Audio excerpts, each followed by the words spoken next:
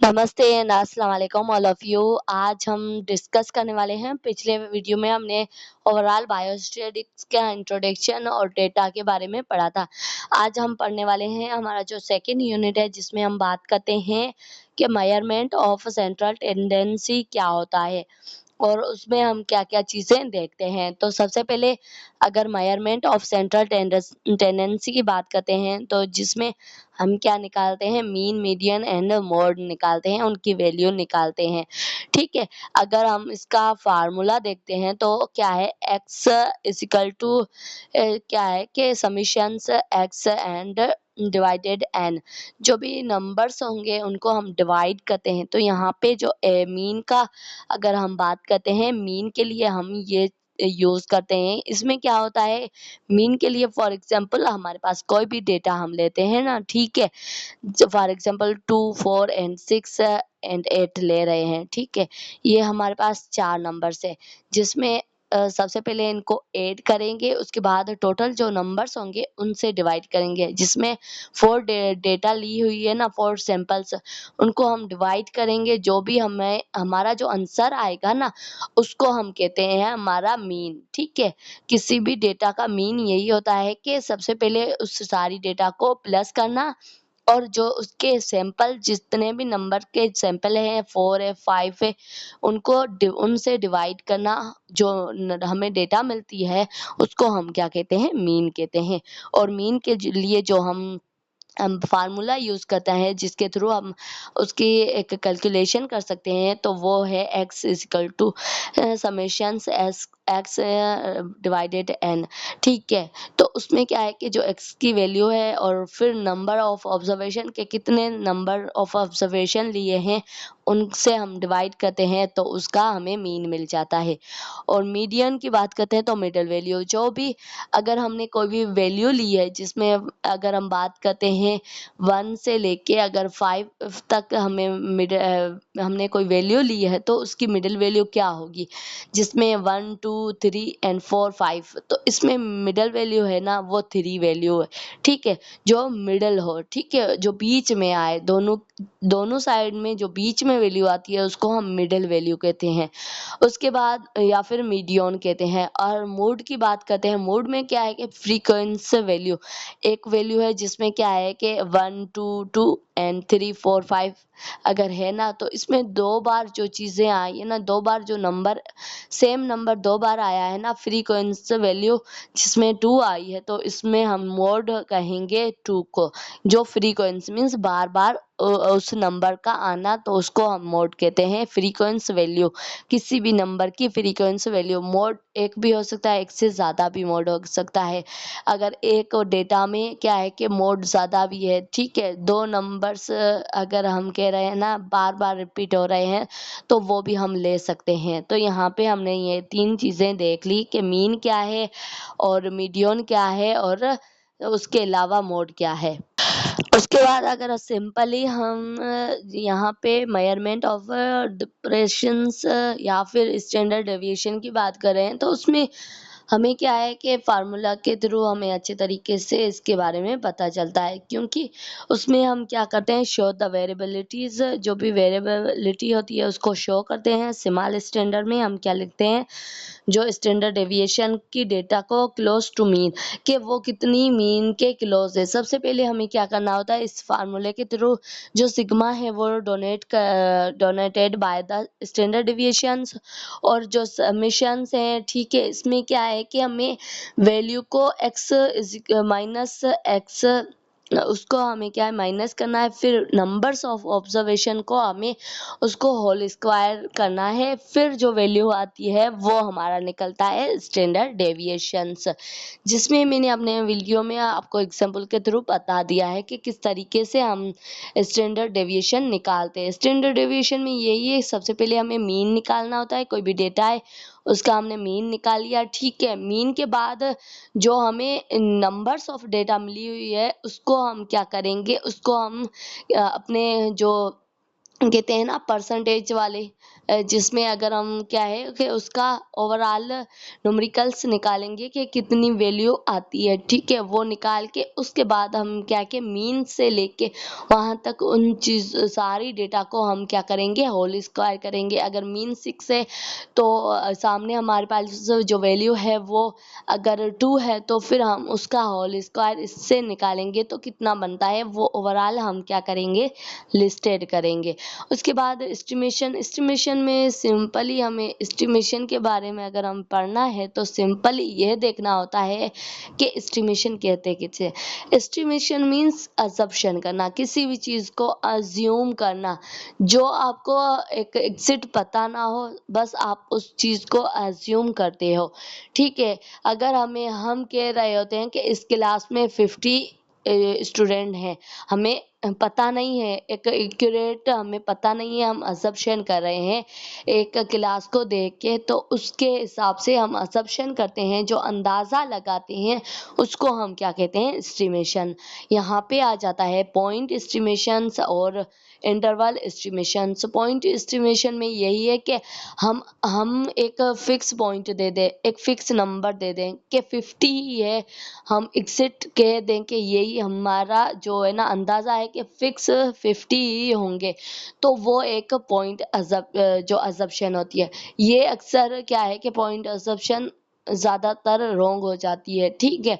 और जो ज़्यादा यूज़ आती है वो इंटरवल जो हमारी एस्टिमेशन है वो यूज़ आती है, जिसमें क्या है कि एक दो नंबर दिए गए होते हैं कि इस नंबर के बीच में ये डेटा आपको मिल सकती है, इसके ऊपर भी हो सकती है, इसके नीचे भी हो सकती है। तो वो क्या है पॉइंट जो इंटरवल एस्टिमेशंस, जिसमें एक रेंज दी जाती है कॉन्फिडेंट इंटरवल की, कि यहाँ से लेके अगर हम क्लासरूम की बात कर रहे हैं तो कोई बोल रहा है कि 40 से लेके 50 के बीच में ही बच्चे होंगे इस क्लास में, तो वो क्या है कि पॉइंट इंटरवल होते, मतलब इंटरवल एस्टिमेशन होती है।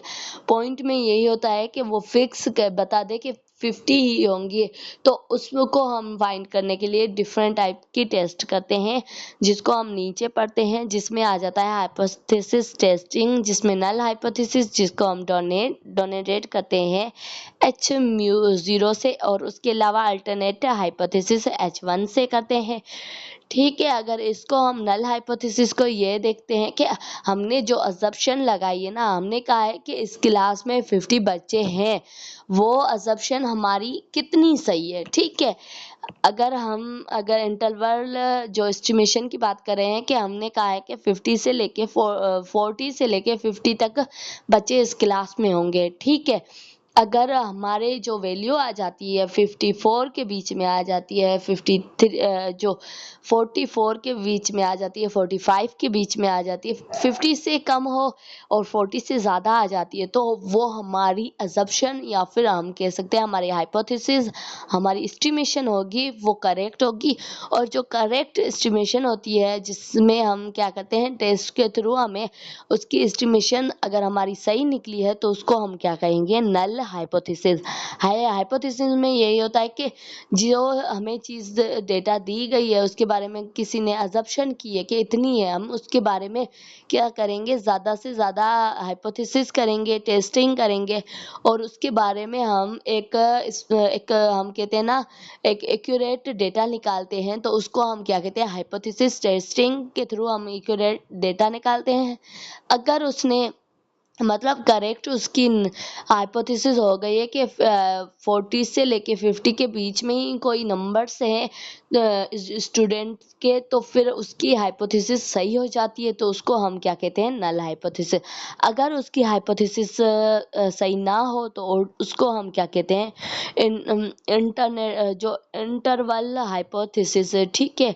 जिसमें क्या है कि अल्टरनेटिव हाइपोथेसिस में क्या है कि जो पॉइंट होती है उससे क्या है कि वो चीज़ मैच ना हो, जिसमें उसने बताया था कि 50 एग्जिट यहाँ पे 40 से लेके 50 स्टूडेंट होंगे, 50 से ज़्यादा होते हैं, 60 होते हैं, 70 होते हैं, तो फिर उसकी हाइपोथेसिस रॉन्ग हो जाती है। उसको हम क्या कहते हैं, जो अल्टरनेटिव हाइपोथेसिस है। उसके बाद सिलेक्टिव टेस्ट, कुछ ऐसे सिलेक्टिव टेस्ट होते हैं डिफरेंट, एक पॉपुलेशन के हिसाब से, डिजीज के हिसाब से कैलकुलेट पी वैल्यू कि किस तरीके से हम पी वैल्यू को कैलकुलेट करते हैं, और डिस्कसिंग्स और टाइप अगर हम देखते हैं ना, अगर हम किसी भी हाइपोथेसिस टेस्ट कर रहे हैं, उसके भी दो टाइप्स होते हैं। फर्स्ट है one tail hypothesis, second two tail hypothesis. Tail का हिसाब यही है कि ग्राफ में हम शो कर रहे हैं, जो उसके लास्ट इन पॉइंट होती है वो होती है टेल। दोनों साइड की डेटा अगर हम ले रहे हैं, ठीक है, कॉन्फिडेंस इंटरवल ले रहे हैं, उसके बाद उसकी जो टेस्टिंग है वो ले रहे हैं दोनों साइड से, तो उसको टू टेल कहते हैं। अगर एक साइड से हम ले रहे हैं, जो हमने पहले वीडियो में पढ़ा था कि है ना, एक ग्राफ है, ठीक है, उसकी जो हम कहते हैं ना हाइपोथेसिस, हम वहाँ पे निकालते हैं जहाँ पे क्या है कि हमें उस डेटा का सिग्निफिकेंट निकालना होता है, ठीक है। फिर हमें कॉन्फिडेंस इंटरवल में कोई चीज़ आ जाती है तो उसकी हाइपोथेसिस नल हाइपोथेसिस बन जाती है। अगर वो सिग्निफिकेंट इंटरवल में आती है तो उसको हम क्या कहते हैं, उसको हम अल्टरनेटिव हाइपोथेसिस कहते हैं। और वो दो टू टेल में भी हो सकती है और वन टेल में भी हो सकती है। दोनों साइड से हम हाइपोथेसिस कर सकते हैं, नेगेटिव और पॉजिटिव ग्राफ के थ्रू। जो उसकी सीक्वेंस होती है, नेगेटिव भी ले सकते हैं, पॉजिटिव भी ले सकते हैं, टू टेल भी ले सकते हैं, वन टेल भी ले सकते हैं।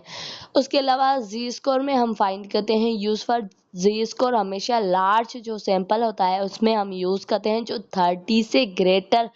अगर हम कोई भी चीज़ 30 से ज़्यादा ले रहे हैं सैम्पलिंग में, तो उसको हम यूज़ करते हैं। उसके लिए हम यूज़ करते हैं क्या, जी टेस्ट को। और उसके अलावा population standard deviation known as, अगर हमें पॉपुलेशन का स्टैंडर्ड डेविएशन निकालना है तो भी हम क्या लेते हैं, जी टेस्ट लेते हैं। उसके अलावा टी टेस्ट हम मोस्टली लेते हैं सिमाल, जो भी अगर कम है, हमारे जो सैंपल है वो 30 से कम है, 50 हो, 15 हो, 14 हो, 10 हो, तो उसके लिए हम लेते हैं टी टेस्ट, जिसमें स्टैंडर्ड डेविएशन हम नहीं लेते हैं। इसमें आ जाता है depending T test and paired T test.